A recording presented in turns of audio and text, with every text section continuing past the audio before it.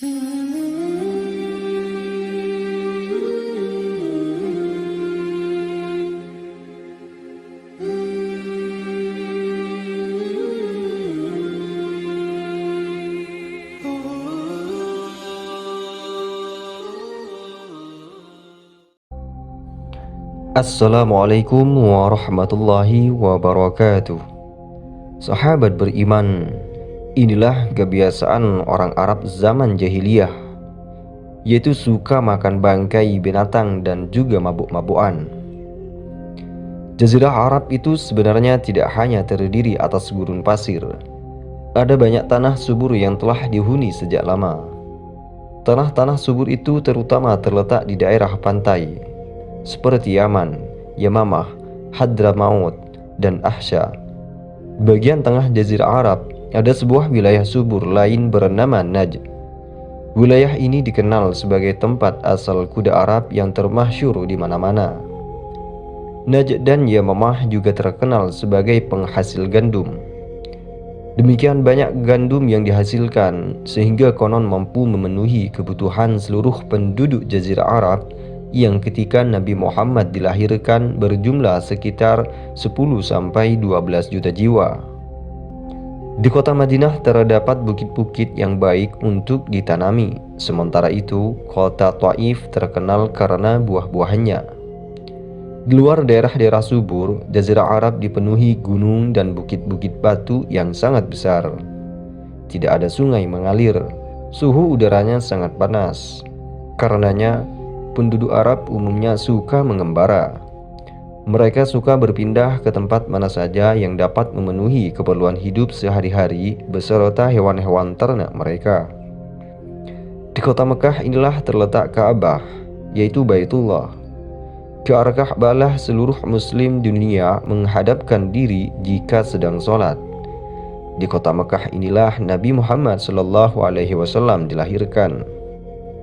Kota Mekah adalah sebuah lembah yang tidak begitu luas, di tengah lautan pasir. Bukit-bukit mengurung lembah ini rapat-rapat.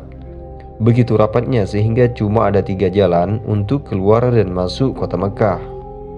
Jalan pertama menuju Yaman, jalan kedua menuju ke Laut Merah, dan jalan ketiga adalah jalan menuju Palestina. Ribuan tahun yang lalu, lembah Mekah hanyalah sebuah tempat persinggahan rombongan kafilah, baik yang datang dari Yaman menuju Palestina maupun sebaliknya. Yang datang dari Palestina menuju Yaman, Nabi Ismail lah yang pertama kali membuat Mekah menjadi sebuah kota. Penduduk asli Jazirah Arab adalah suku Baduy. Pakaian mereka longgar, hangat pada musim dingin, dan sejuk pada musim panas. Pakaian ini menjaga kulit dari sengatan matahari serta angin kering. Pada zaman para nabi, pakaian ini terdiri atas 2 helai. 1 helai melilit tubuh dari bawah ketiak, 1 helai lagi adalah sebuah jubah panjang sampai kaki dan terbuat dari bulu domba atau unta. Warnanya krem dan lurik tegak berwarna hitam, biru, coklat, atau putih. Pakaian wanitanya panjang menyapu tanah dan sangat longgar. Selendang melilit pinggang, jubahnya berlurik merah, kuning, hitam, atau biru. Cadarnya berwarna hitam atau putih. Tudung kepala berwarna merah, putih, atau coklat melindungi mata, telinga, dan hidung dari debu dan badai pasir. Suku Baduy adalah penduduk asli Jazirah Arab. Mereka adalah prajurit penggalana yang tangguh. Tinggi mereka sedang, tapi kekar, cekatan, dan kuat menderita dalam alam yang keras. Jika ada anggota keluarga yang tewas, para lelaki Baduy akan segera membalas pembunuhnya.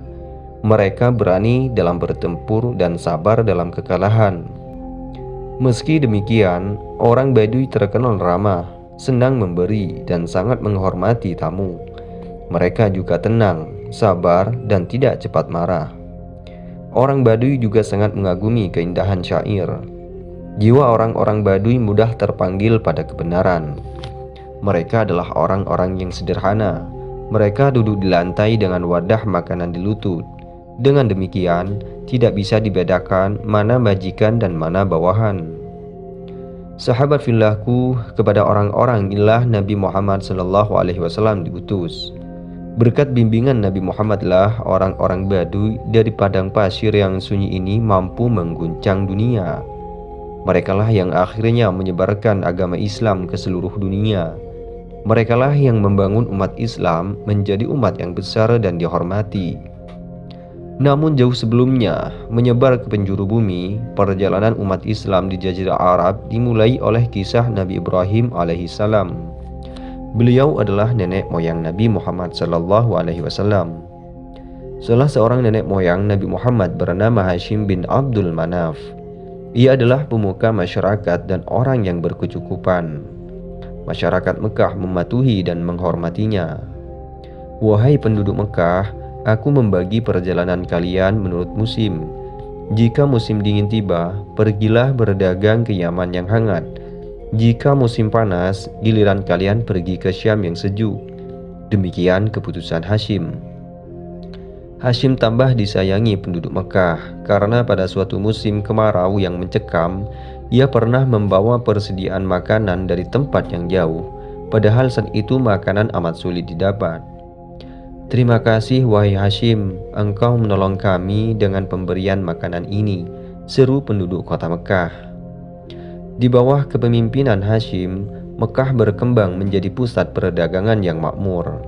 Pasar-pasar didirikan sebagai tempat berniaga kafilah-kafilah dagang yang datang dan pergi silih berganti, baik pada musim panas maupun pada musim dingin. Demikian pandainya penduduk Mekah berdagang, sampai-sampai tidak ada pihak lain yang mampu menyaingi mereka. Akan tetapi, di samping kemajuan yang besar itu, masyarakat Arab juga mengalami kemunduran yang sangat luar biasa. Itulah sebabnya mereka dijuluki masyarakat jahiliyah, alias masyarakat yang diliputi kebodohan.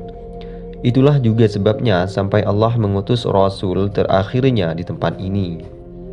Orang-orang Arab pada masa jahiliyah amat percaya pada takhayul. Contohnya mereka percaya jika burung yang mereka lihat terbang ke kiri, nasib sial akan menimpa mereka. Sebaliknya, jika burung kebetulan terbang ke kanan, nasib baik akan datang. Kepercayaan semacam ini disebut at-tatayur. Selain itu, mereka percaya bahwa jika seseorang mati, rohnya akan menjadi burung. Mereka juga percaya bahwa di dalam perut manusia ada ular. Ular inilah yang menggigit di dalam perut sehingga orang merasa lapar. Lihat cincin tembagaku ini, kata seorang kepada temannya dengan bangga. Cincin ini adalah pemberian seorang dukun kepadaku. Tidak sia-sia aku memberinya uang banyak agar membuatkan cincin ini. Jangan coba-coba menantangku berkelahi sekarang. Berkat cincin ini aku merasa jauh lebih kuat. Masih banyak kebodohan serupa yang mereka perlihatkan. Mereka juga amat taat menyembah berhala-hala berbentuk patung. Jika mereka meminta pertolongan kepada berhala, tidak segan-segan mereka mengorbankan binatang ternak dan mengoleskan darahnya di tubuh berhala. Bahkan mereka terkadang sampai hati mengorbankan anak-anaknya sendiri demi mengharap keridhaan berhala. Selain melakukan kebodohan-kebodohan itu, mereka masih melakukan banyak sekali hal-hal yang merusak.